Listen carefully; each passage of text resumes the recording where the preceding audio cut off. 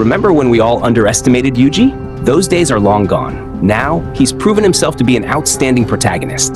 The latest chapter really shows this. While we expected Yuta to take charge, it was Yuji who blew us away. He even used Sukuna's dismantle at a high level and pushed his limits like never before. How did he do it?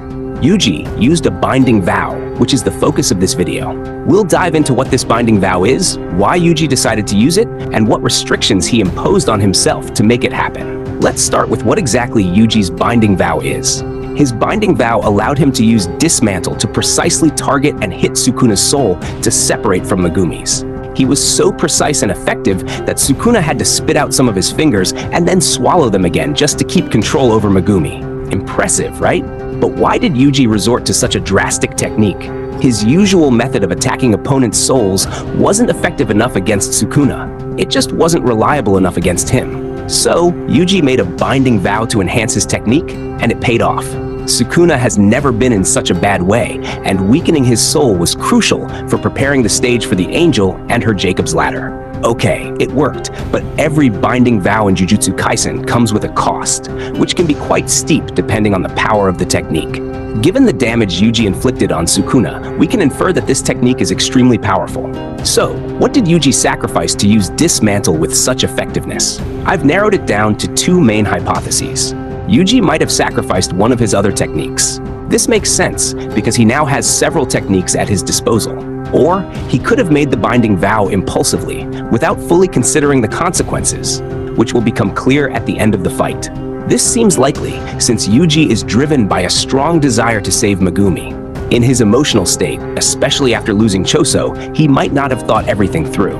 But sacrificing a technique remains a plausible theory. Yuji has several techniques from Sukuna, and this is likely the toughest battle he'll ever face.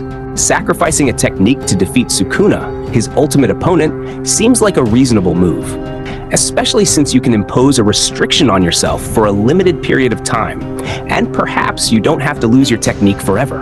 So, if Yuji did sacrifice one of his techniques, which one would it be? It should be a technique that wouldn't heavily impact his current fight against Sukuna. Blood manipulation seems like the perfect candidate here. Yuji doesn't fully master blood manipulation, and it hasn't been very useful in this fight except for healing. At this stage, healing isn't as critical since we're nearing the end. Sukuna is on the brink of defeat. Just a bit more effort is needed to finish him off.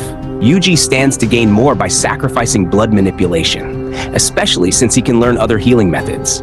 One thing's for sure, he's determined not only to defeat Sukuna, but also to save Megumi. Binding vow or not, you can count on him to give it his all. We can truly say that he's finally become the main character we've all been waiting for him to become, and that makes us very happy. But do you really think this binding vow will be enough? Or will the cost be too high for Yuji to overcome? Will he finally defeat Sukuna and save Megumi? Or will this bold gamble lead to unforeseen consequences? Like this video if you think Yuji made the right choice. Subscribe for more Jujutsu Kaisen breakdowns, and share this video with your friends who love the series.